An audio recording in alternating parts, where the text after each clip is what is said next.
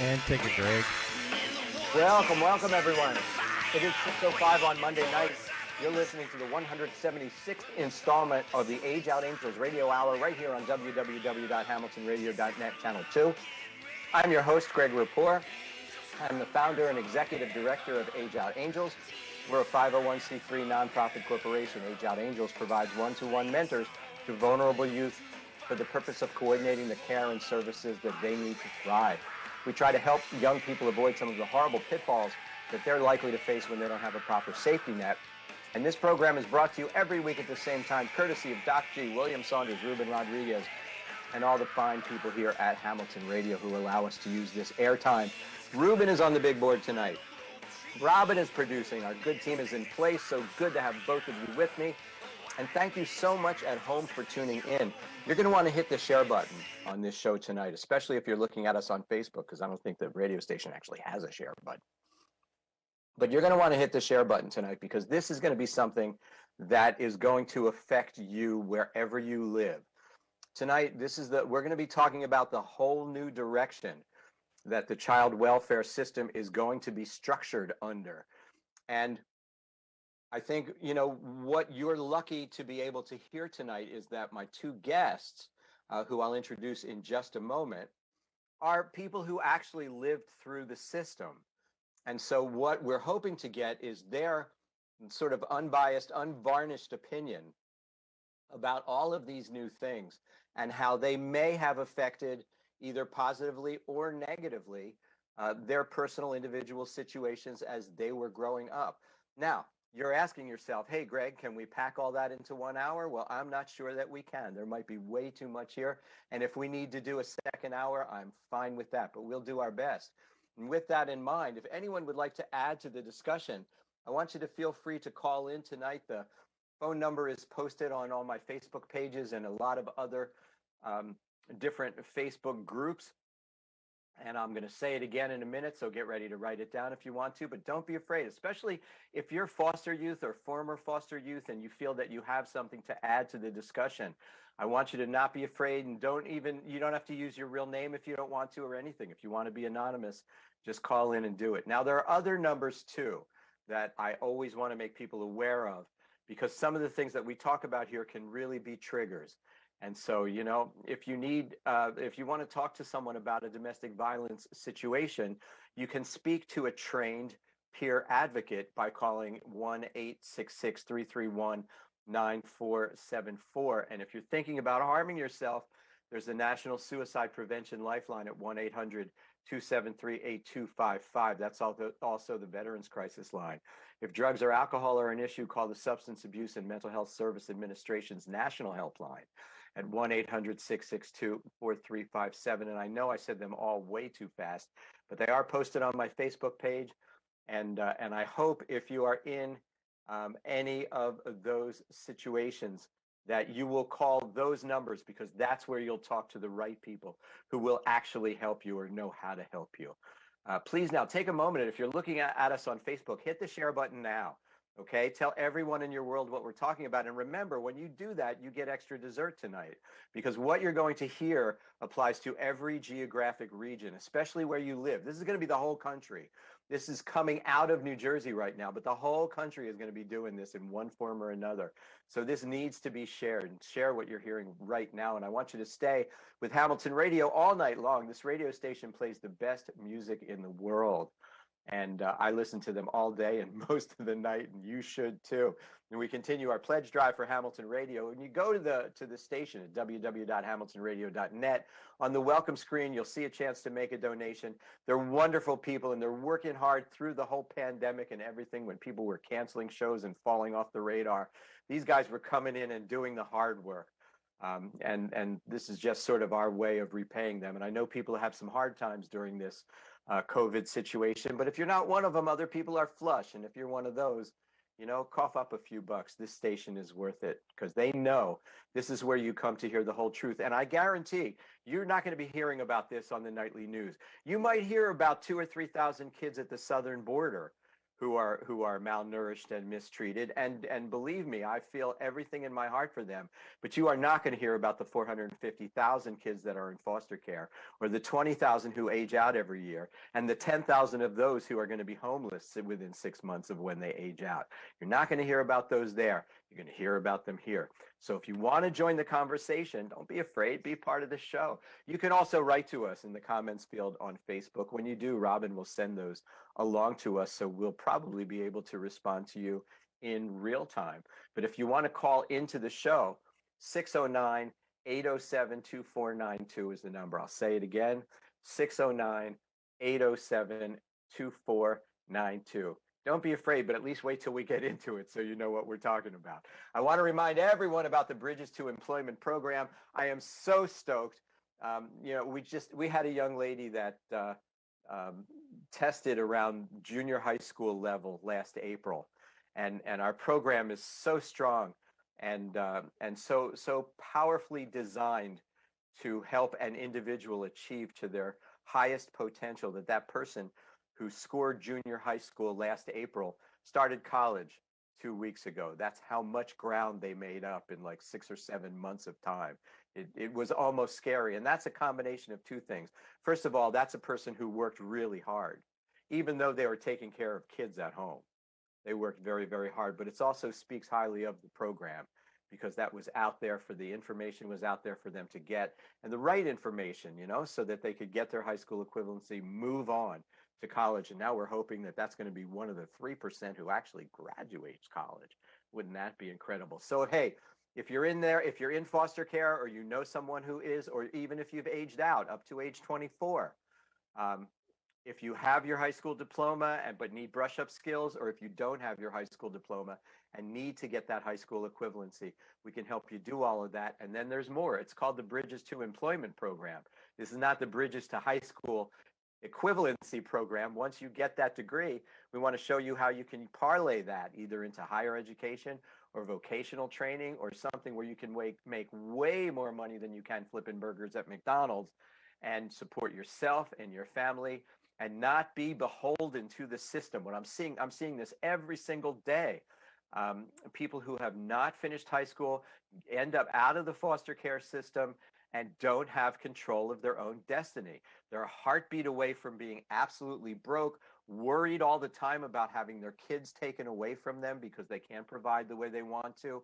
This can bring you out of all of those things. I mean, can you imagine the amount of pressure that would be lifted off of your shoulder if you could provide for your family and not be beholden on the system? So call me or email me or hit me up on Facebook. You could write to me directly, greg@ageoutangels.org, or write in the comments field on Facebook, or private message me. If this is right for you, I want you to call me and learn more about it. I was so upset today. So upset I need a drink of water right now. Oh, it's just, what makes me mad? I hope this doesn't embarrass you, ladies. But what really upsets me is the way so many organizations will come on my show and say, we'll help anybody at any time. We'll never leave anybody out in the cold. Anybody who needs help, we'll help them. And then you call them up and they go, oh, no, sorry, you don't qualify. So like, what's this qualify? Pardon the expression, bullshit. And it came up today in such a way that just frustrated me so badly. A single mother of two, early 20s, fleeing domestic abuse. Okay? That should get you some attention in this world. Needs housing, at risk of being homeless. What happens when a single mother of two is at risk of being homeless? Her first thought is, if she goes to DIFAS, or whatever you want to call it this week, Child Protective Services, they'll take the kids away. So what do you mean? You can't provide for your family? We'll take your kids away. Now that I've said that, they would come on the show and go, oh, no, we would never do that. But that's what everyone's worried about. The perception is way worse than the reality might be. Okay? All right, so this is what this person's worried about. So in this county that I live in Mercer County, New Jersey, we're supposed to have this thing called rapid rehousing. No one is supposed to be homeless.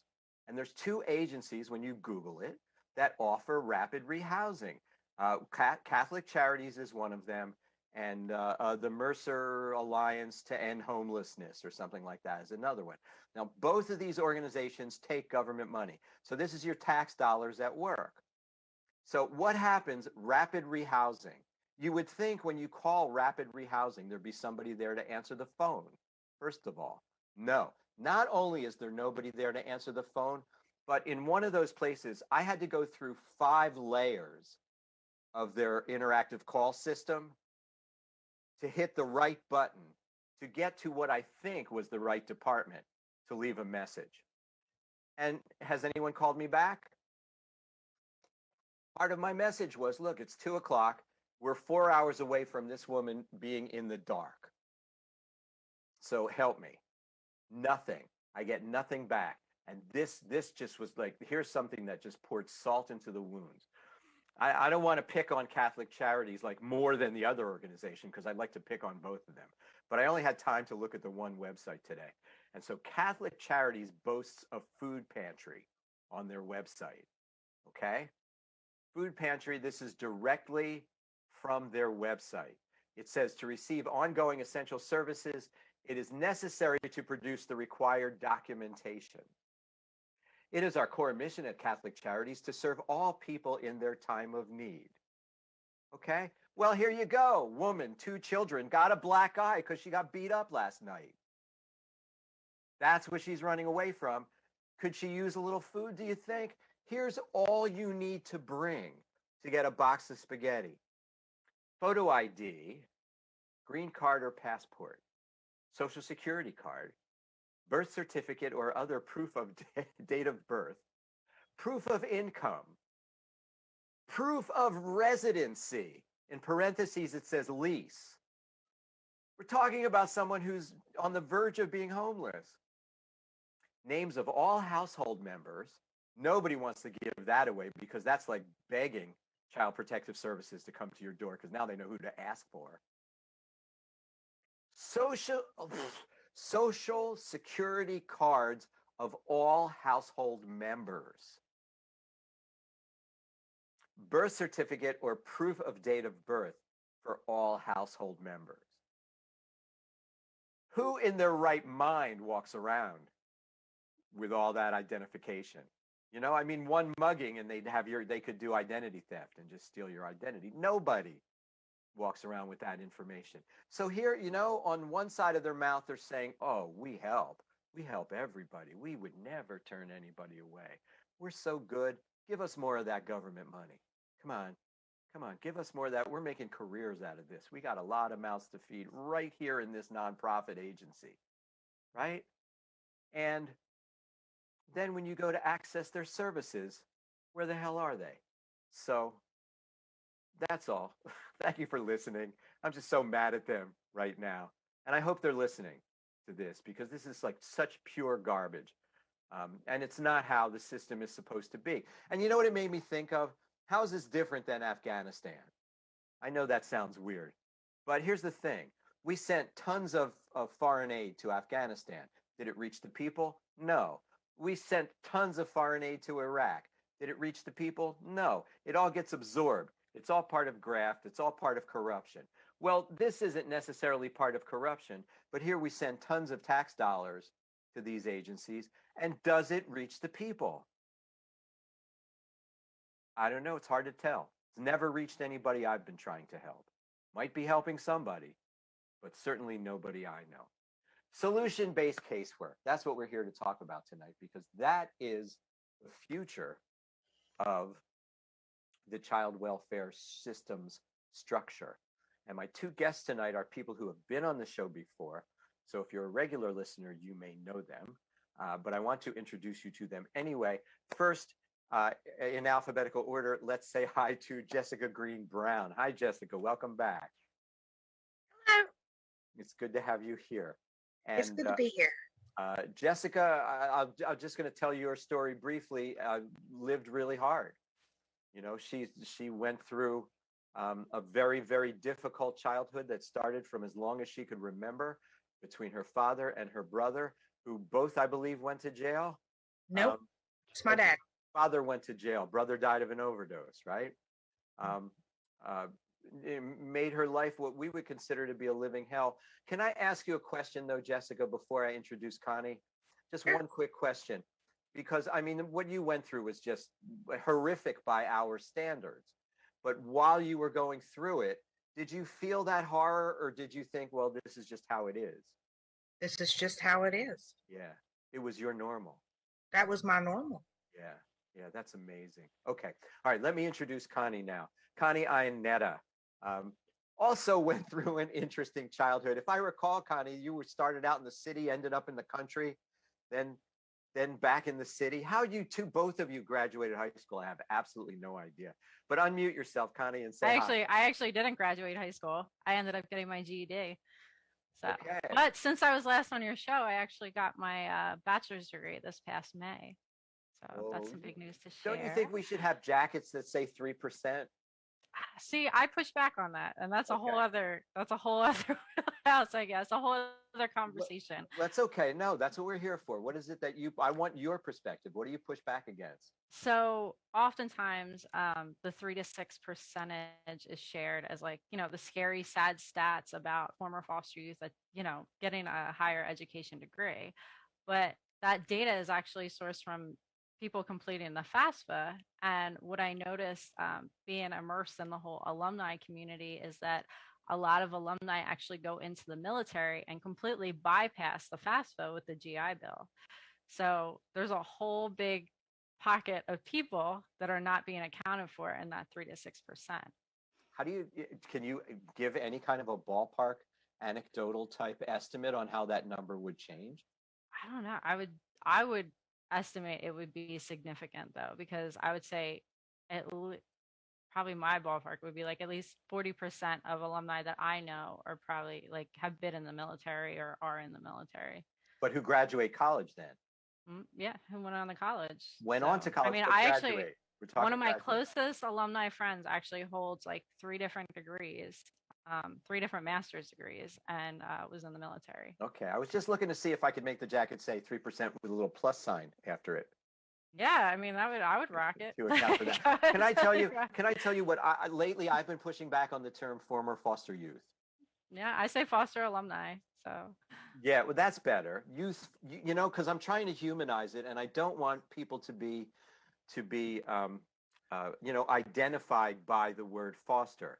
So we've been using youth in foster care instead of foster youth, right? I generally don't say, foster kid, foster child. I say a child with, foster care. System involvement or a child in care. And also foster care alumni, the way it was founded and everything, I mean, it's more inclusive because we all know people who have been in informal kinship care and things like that. So alumni is encompassing of all those different groups, formal foster care, fictive kin, biological kin, the person that lived with their neighbor for a year or two, so. Yeah.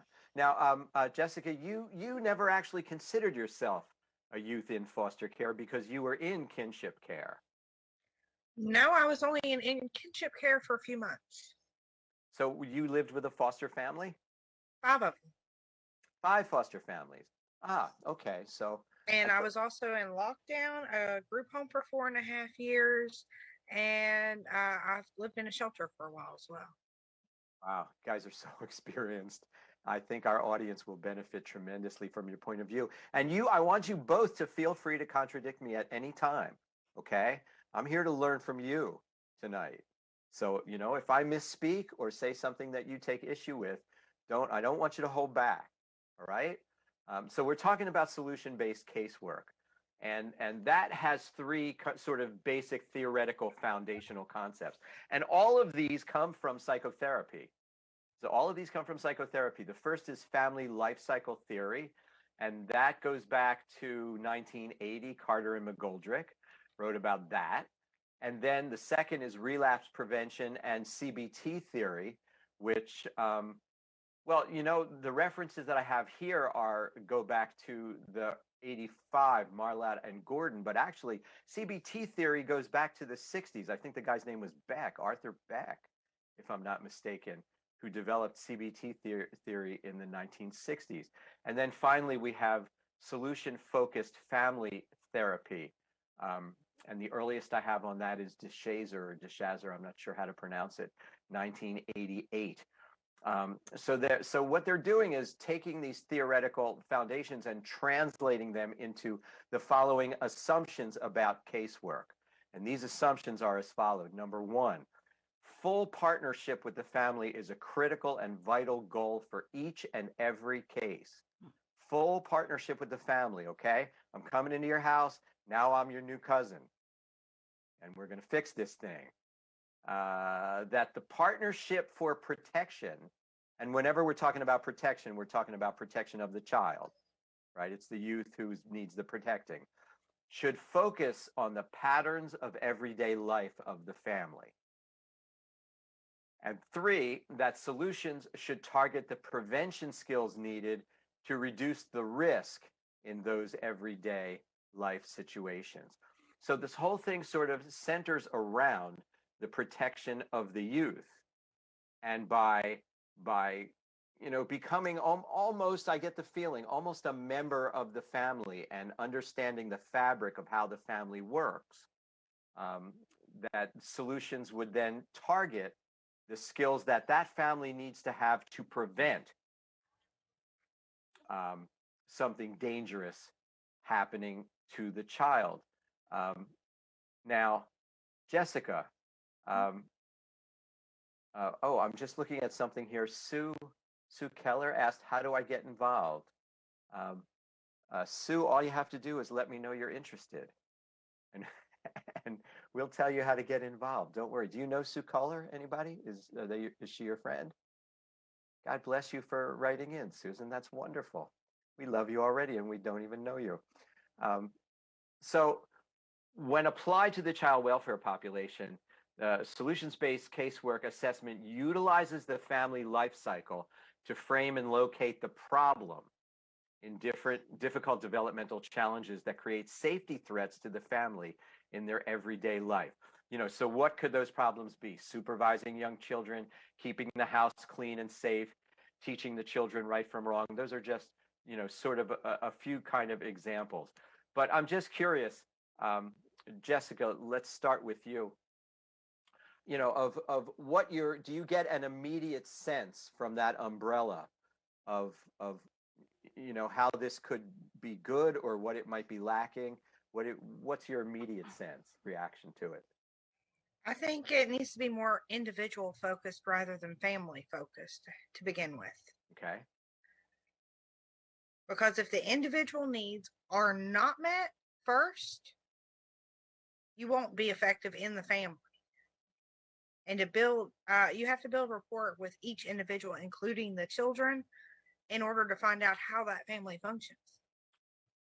Yeah, interesting. You actually did mention this in another time, and I thought it was really interesting. It was about, like, in order to do this, the trust has to come. Talk about that for a minute. Well, building trust and rapport with individuals in each family, including the children, is crucial for helping. You have to give people a reason to trust you. People will usually hide things out of fear if you don't. If people feel judged, they're just not likely to share with you in the future. And it's a fatal system flaw. I think that's absolutely fascinating. You can't, what you're saying, if you'll forgive me for paraphrasing and tell me if I get it wrong, is that you can't just schedule a meeting and say, okay, now we're going to find out all the answers we need to find out and help you guys. I'm here to help. Now, even if you have the best intentions. Right. Do you open up to the first stranger you meet on the street that says, oh, I'll help you? Even if they're in a big building. Even if they're in a big building, you walk into a big building. Do you trust the first person you see that says, oh, I'll help you? Of course, you're right. You know what that makes me think of? What? Tell every me. former foster youth or alumni, like, we all kind of joke about when we had a new caseworker, brand new, straight out of college, and they're like, oh, I want to help you. Like, I want to save the world and stuff. And we would be like laughing our tails off just because we're like, give it a year or something, they'll be completely defeated. So I mean, that was like our mindset, as teens and stuff like that, especially in the early days of like the youth advisory board and stuff like that. So that's really funny. It's what it reminds me of the teacher in the urban school, Mm. right? Who walks into the teacher's lounge on their first day and just can't believe how disillusioned all of the veterans are, around them, because that new teacher is in there gung ho, man. I've seen Blackboard Jungle. I'm going to save the world. And what do they get? They get nothing, I guess, huh? Frequently. But that's what life, is that true that that's what life taught you, to trust no one? Of course. Yeah. I was betrayed from birth. Yeah. That's literally But one of my family's mottos, like, don't trust anyone, DTA. Like my mom says it all the time. So Oh, really? yeah. Okay. So that's stronger in the culture. Now, if I'm the caseworker and I showed up at your house and I said, okay, because what this is saying is I'm going to show up at your house and I'm going to say, okay, we're going to walk through your day now, right? From the time you wake up in the morning until the time this child goes to bed at night. What's your family routine like?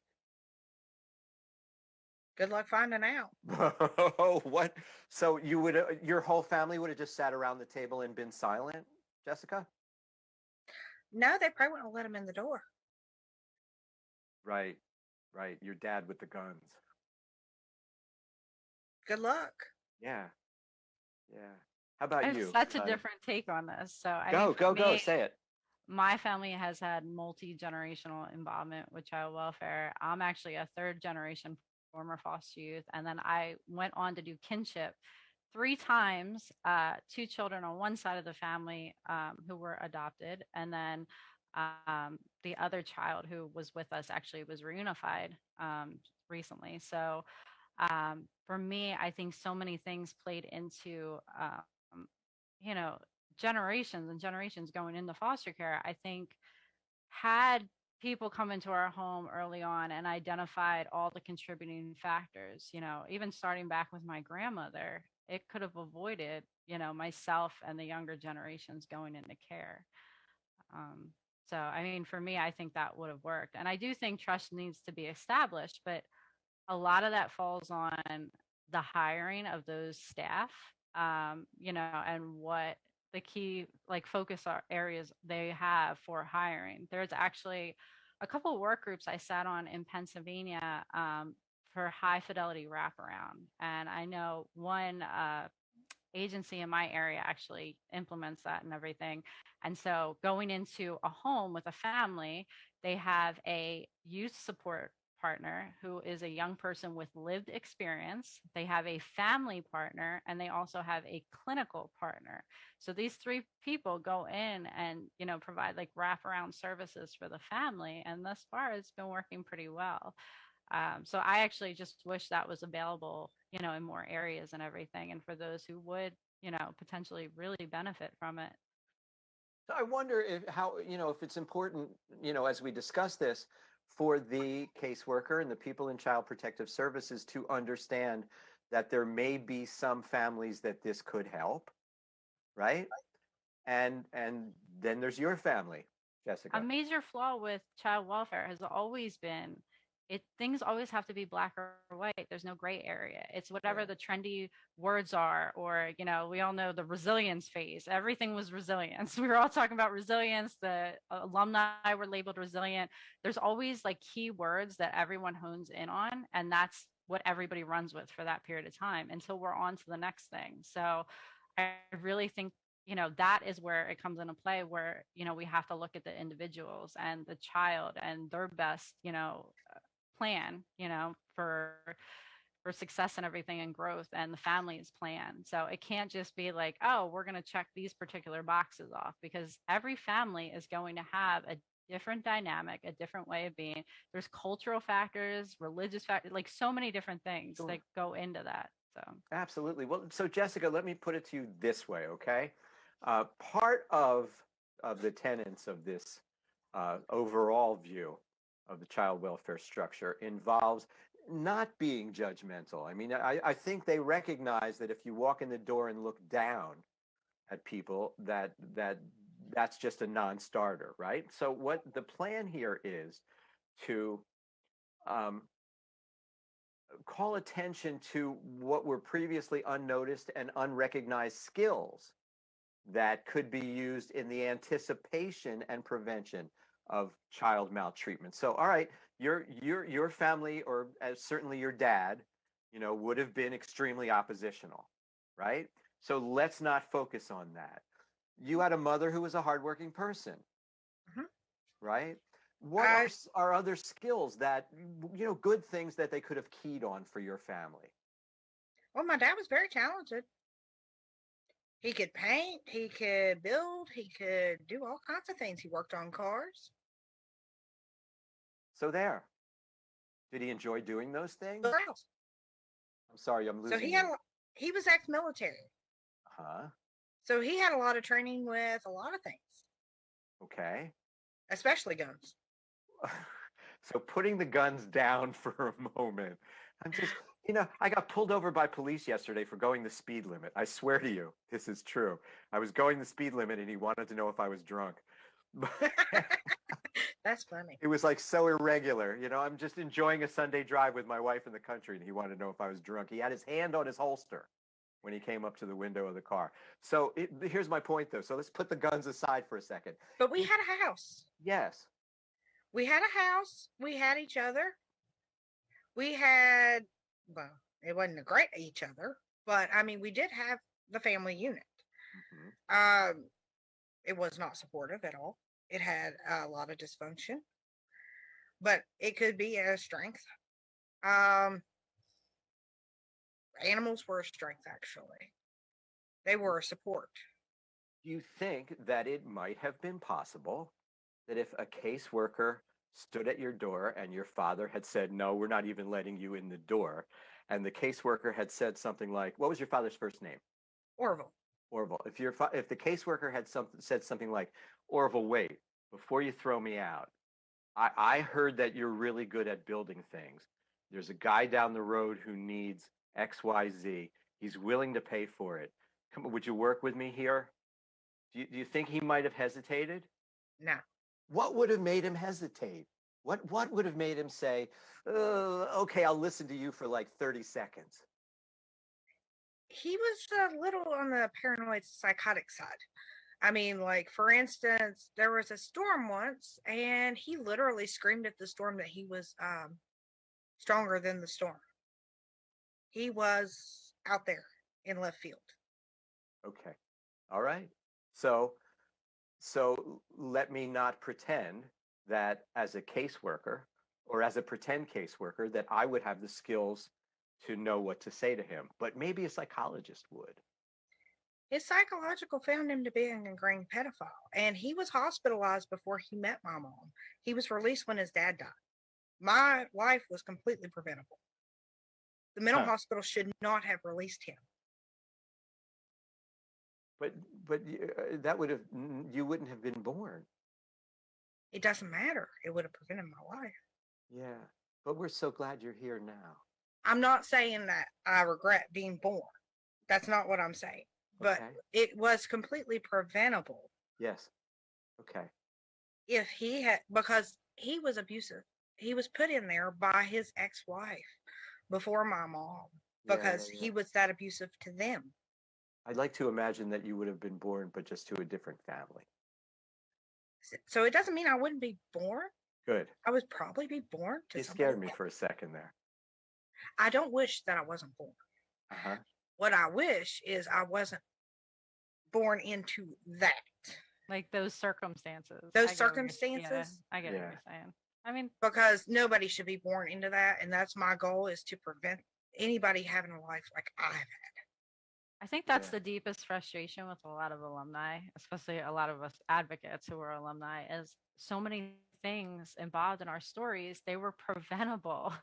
Like if certain things like housing, domestic violence, mental health, like all these different things had been dealt with throughout generations of my family, I never would have been in care, and that trickled down. So then another generation went into care, so I mean, that's unfortunate. And I think that's really why it's so important for us to share, our experiences and everything, and to be literally at the front lines of this work, as advocates, as professionals, um, just so we can get people to hear us and listen.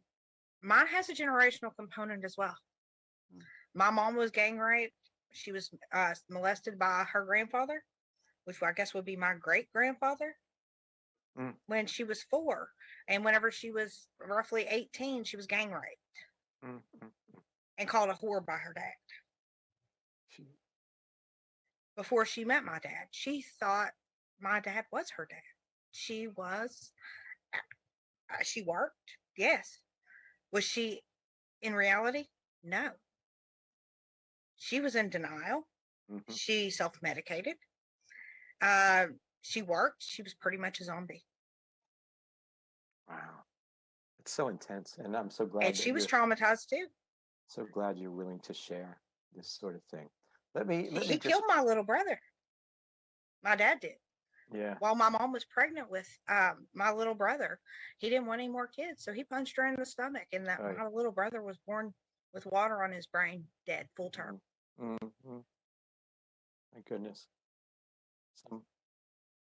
Some things can only be greeted with silence. Sorry, this is radio, but some things deserve a moment of reverence. And I think that's certainly one of them.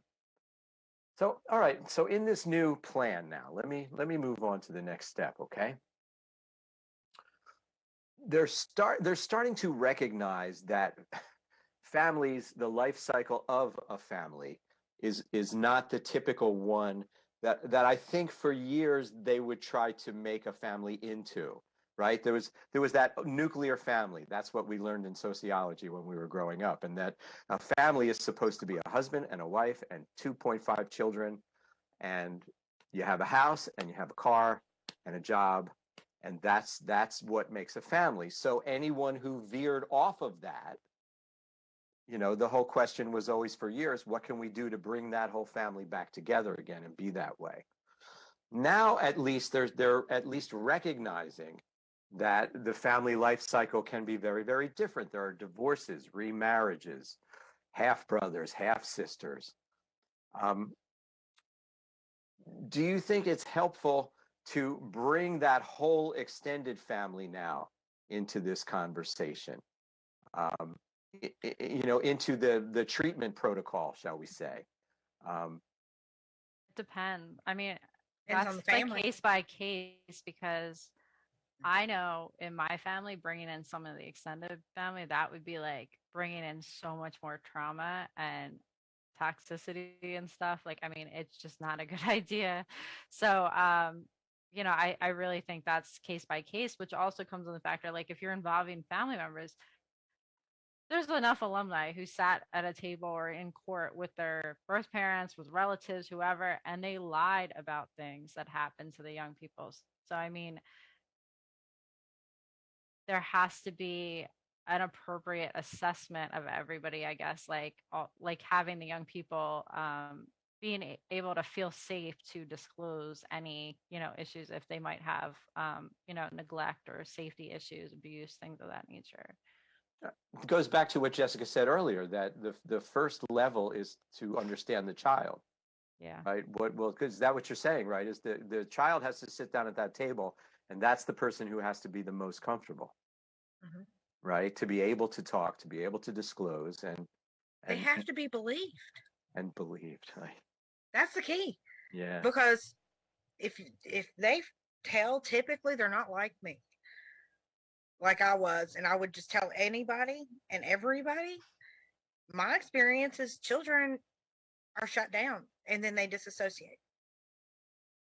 Understood. And then Greg, your story earlier about not being able to access services, I mean, that happens to people a lot. Like, the reality is, if there's a single mom struggling and she needs housing and support just to get stabilized and everything, nothing should take her children away from her if there's not a need to. There's no abuse, there's no neglect. She's just trying to get her footing. Like, all these services are in place. They should be there to help. The problem is you're on these lengthy wait lists.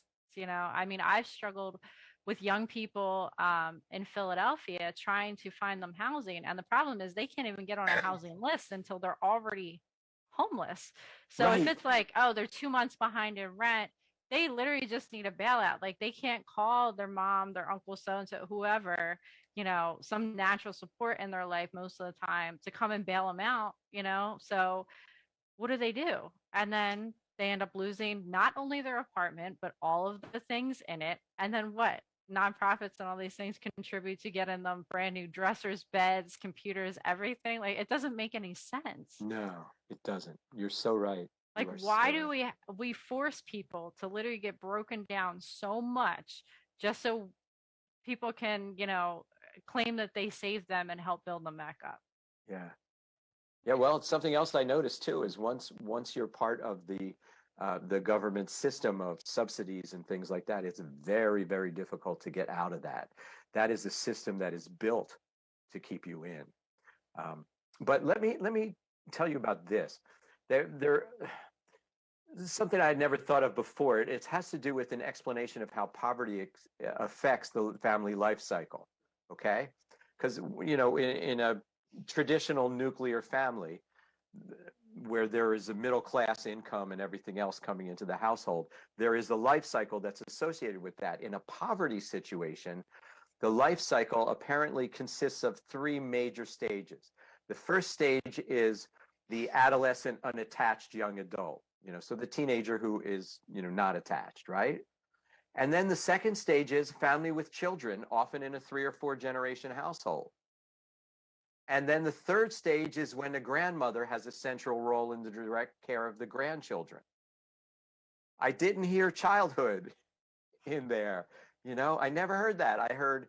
I heard teenager and then kids. And then I can't take care of the kids, so the grandmother is taking care of the kids. That's what I heard as a whole family life cycle. So my problem with that is, like, I understand it and I think it's great, but my problem with it is just that I can't understand how someone could come then sit down at the dining room table and make that all better. To me, it sounds too far gone. I don't think they could make it all better. I think in certain circumstances, if a family is open to, receiving services and stuff, it could be someone that sits down, like the agency I provided the example of that does the high fidelity wraparound and everything. Like they have people that sit at the table and help people, fill out applications and do forms and everything, explain things to them. And most of the people in these roles are people that have done it themselves. Like the youth partner is someone who has been in, foster care, mental health services, whatever, like a child serving system. The family partner is someone who has had to access services for their child before. So I think it's really important not to just blanket it with like, oh, they'll save the family, they'll heal all the wounds and everything, but it could kind of help to have a little bit of guidance navigating these resources that are just ridiculous to navigate for anybody. Absolutely true. Sue Keller wrote, I was sponsoring a young woman who I helped get her 6-year-old autistic daughter back. It was very emotional. Only for 2 months later, this young mother overdosed and died, and the autistic child was put back into the system. Sad, I realize Child Protective Services always tries to reunite the child with birth mom. However, in this case, the young mom overdosed. Sad for the child. Yes, indeed. But predictive, you can't be, I don't think. Somebody has, a lot of people have drug habits, and I'm starting to believe that a lot of that comes from the trauma that they faced. And then, they go to rehab, get clean, come out. You can't predict whether they'll go back. So I think the transition plans for young people when they reunify, it has to include the family. And oftentimes they don't really include things in a way that it could. Like, for example, one young person, they were reunified, but there wasn't, things like virtual learning is a thing right now. So how are they going to access virtual learning if they don't have internet? Like if mom doesn't have internet and Sure. this thing. So that all has to be a part of the conversation before the child gets loosely reunified and then stuff hits the fan. They also sometimes transition young people back to the birth families, but other times it's like suddenly there's a court hearing and then the young people are, packed up from their foster homes and sent back to their like families like overnight, like right after the court date and everything with little preparation. And there's also a whole grief process as a foster parent going through that. And I think that just weighs so heavily on a child, that's traumatizing children too. So I think we really have to look at how that transition plan is worked out and how it includes the family and all the different pieces that impact, you know, the livelihood of the child, education, housing. They should be looking at like, does the parent have not just a job, a stable job? Are they happy at their job? Like, what are they going to do if the child gets out of school at a certain time? What's going to be their day-to-day routine? It can't just be like, oh, we're checking the box that you have a house, you have a job, you've been sober for X amount of time, here, have your child back. Right, right, right. Now, actually, Sue Keller gave me the perfect segue to our next segment, which has to do with relapse prevention and the way they use CBT, uh, cognitive behavioral therapy, to sort of try to deal with that. Now, these are things that go back 30, 40, 50 years in the psychology business, and it relates to what you were saying, Jessica. A CBT, just so for the people out there who don't know, based on the theory that the way individuals perceive a situation is more closely connected to their reaction than the situation itself, right? And that sound familiar? Individuals' perceptions are often distorted and unhelpful, particularly when they are distressed. Cognitive behavior therapy helps people identify their distressing thoughts and evaluate how realistic those thoughts are. Then they learn to change their distorted thinking. When they think more realistically, they feel better. The emphasis is also consistently on solving problems and initiating behavioral changes. Now, I thought that was a wonderful paragraph until the miraculous recovery part of it, like help people identify their distressing thoughts and evaluate how realistic their thoughts are. Okay, you could try that. But Sounds then like it went right brainwashing. to, then they learned to change, right? What's the It's miracle that would have had to take place in your family, for your dad to not want to shoot things? that's a good question. Yeah. Brainwash? Okay. Maybe? I'd go with that. Yes. Psilocybin therapy, sure. Like, Brainwash him somehow? what would it take? What would it have taken? Or would it have taken like real removal? Would the best thing have been put him back into a mental facility and deal with it there? Actually, he got what he needed. Jail. Prison. He got jail. Yeah. Yeah. But with all of that, with all the things that you went through, and you even had to testify against him, right? Yes, I did. Okay. So with all of those things that you went through, Mm-hmm. were you looking for him to be more punished or more rehabilitated? Neither. Okay. I wanted to prevent him from hurting anybody else. Because I knew he couldn't hurt me anymore. But I knew he would hurt somebody else. Yeah. Do you think he hurt others after you? He was on the run for 5 years. He eluded justice for 5 years, so it's possible. Oh, goodness. I didn't know that part. Yes. He was a fugitive? Yes, it took them 5 years to catch him. Wow. That's impressive. That's why I testified at 15 and not 10. Oh, so that was the whole, okay, now I understand. The whole sequence began when you were 10 years old. Mm-hmm. But the trial actually didn't happen until you were 15. They had to catch him first. Are you glad you were a little bit older, though? Maybe a little bit more capable of processing the situation? Well, the day the trial happened, the prosecuting attorney came in to talk to me, and he was like, basically telling me this and that. And I'm like, why are you telling me my story? I already know it. Yeah. Was that 5 years? Was that held because of your brother? No, both of us. All right, good.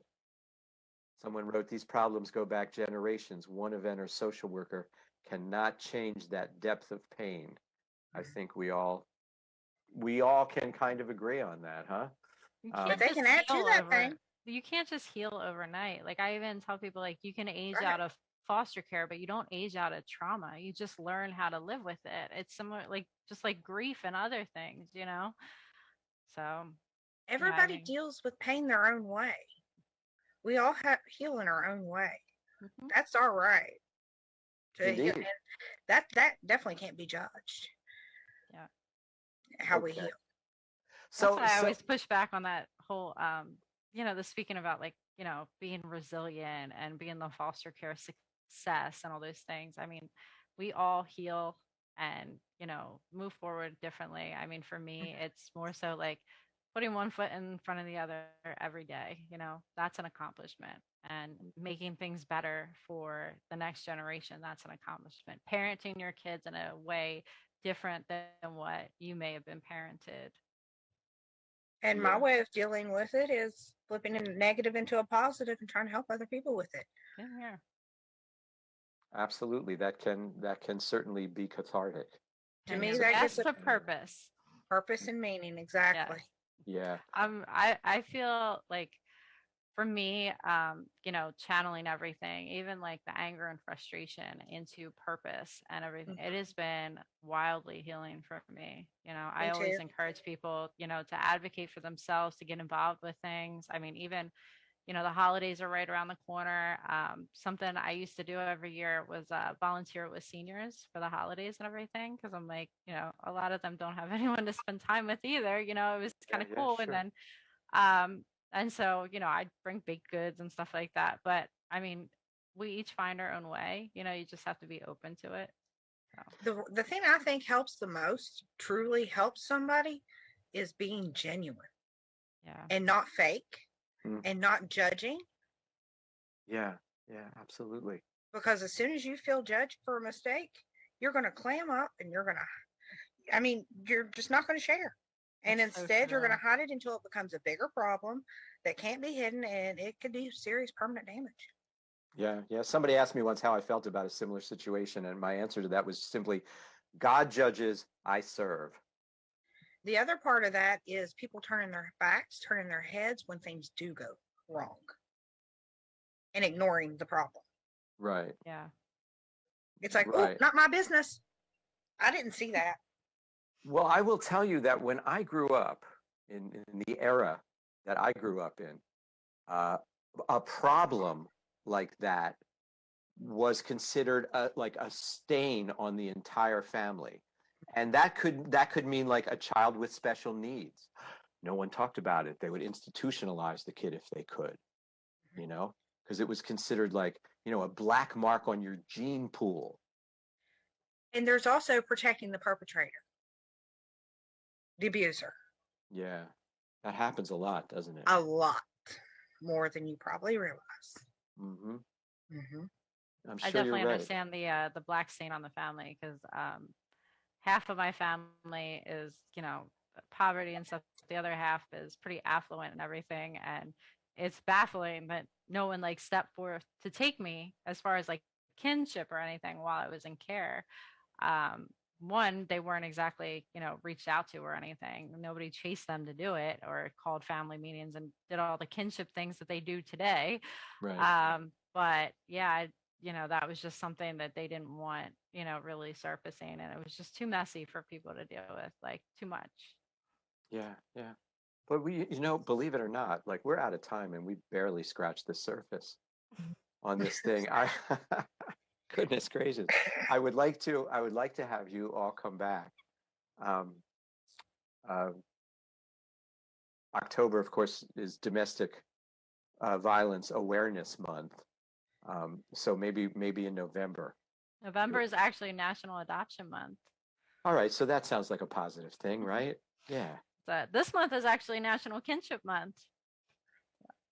National Kinship Month is that's September. Yeah, September. It's Good coming to know. to a close now. So I am going to consult you now before the beginning of every new month. Yes, I'm all about the awareness months.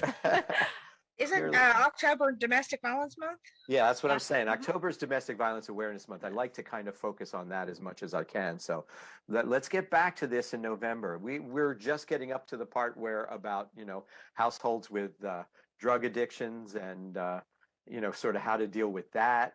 And then strategies for those team meetings and all that kind of stuff, what you'd want to see. I would love for you guys to meet Greg, I shared my story before about how, I aged out at 18, but then I was nearing 21 when I suddenly had an IL worker assigned. And I mentioned Jody, and she and I are super close today. And, she even hangs out with my mom when she's visiting from out of state.